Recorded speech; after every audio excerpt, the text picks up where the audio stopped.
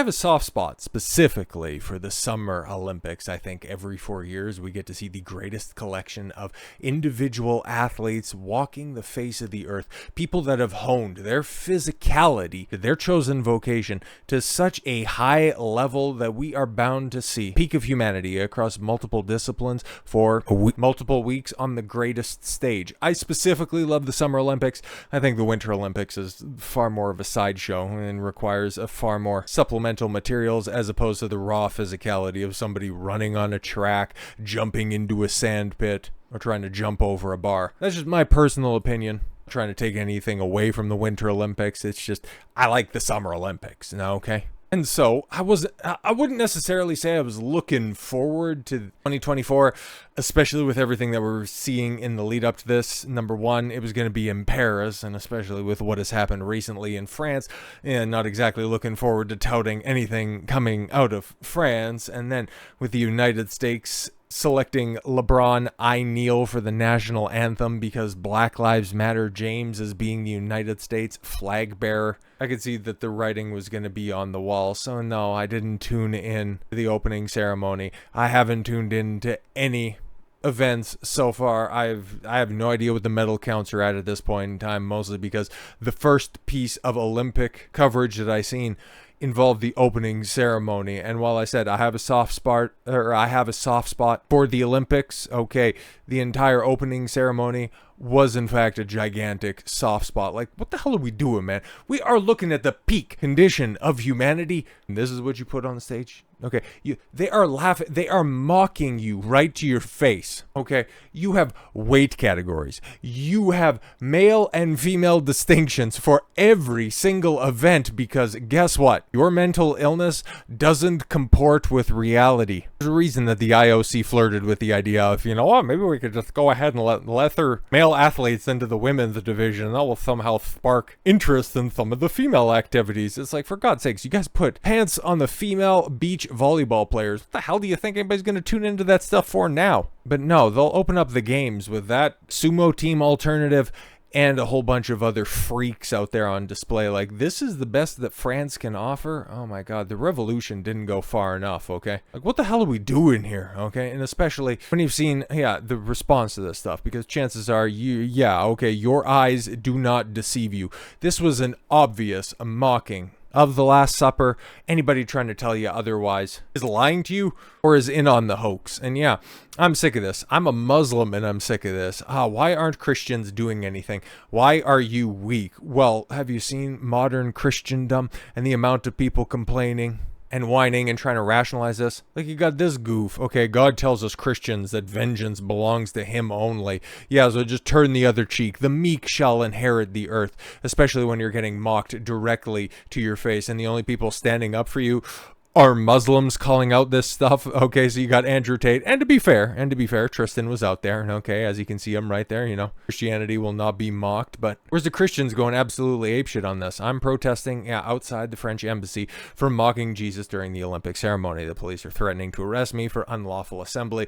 I'm currently on bail and will face a minimum of 3 months in prison. I do this as a Muslim. Where are the Christians? Nowhere to be seen, because Christians love to tell you about Christianity. They love to tell you about morality, where it's safe, where it's fine, all across social media. Remember, that was the first group that was more than happy to have their prayer service on a Zoom call. Meanwhile, Muslims, they weren't doing any of that stuff. They weren't standing behind, locking down mosques. Well, Jews were digging tunnels between synagogues and bathhouses in order to continue their form of worship. But Christians, they were more than willing to just go ahead and grab their ankles because, the God just he's the one who talks about vengeance. Turn the other cheek.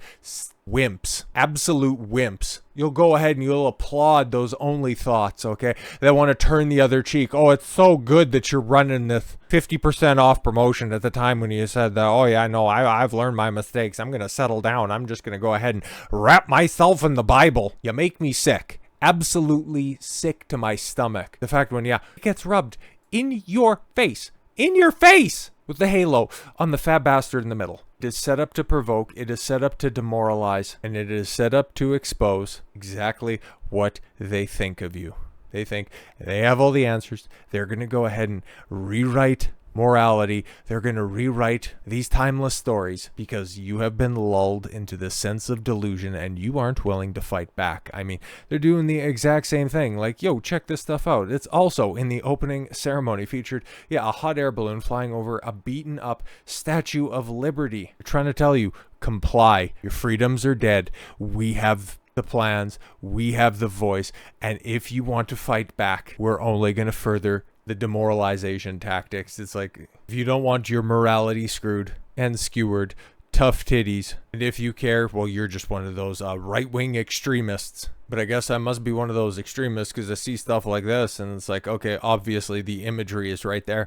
But then you have somebody hanging wang, apparently. Because, okay, you got short shorts and either that's a rip in your nylons, which I hope it is, or you just got a nut poking out on live TV. Like, what are we doing? I did this deliberately. Yeah, they put a child right next to him.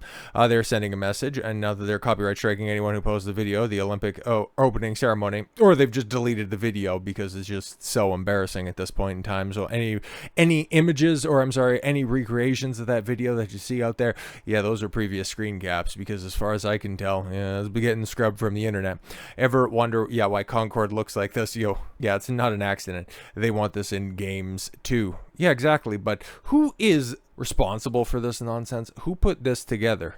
We know who authorized it. It's the IOC, and we know that their morality has been for sale for a while. But we have a Thomas Joly to blame for this, the man who curated the 2024 Olympic opening ceremony that mocked Christ's Last Supper with drag queens is gay director Thomas Joly. I mean, anybody shocked on that one? The only thing that would be less shocking about this revelation of a gay director is that if we find out that Joly is a stage name, and we've got a last name that includes a precious metal and a Steen or a Berg. But the Olympic ceremony, guys, you're overreacting to this, okay? Because the Olympic opening ceremony artistic director says that the controversial tableau was not inspired by the Last Supper, okay? It's just any overlap, any imagery that you might have noticed, any noticing that you could have done is simply coincidental. And if you point it out, you're being homophobic. Thomas Joly, the artistic director of the 2024 Olympic opening ceremony, has denied a controversial scene featuring drag queens was inspired by Leonardo Da Vinci's Last Supper. I know what you did last summer. Apparently take it up the butt.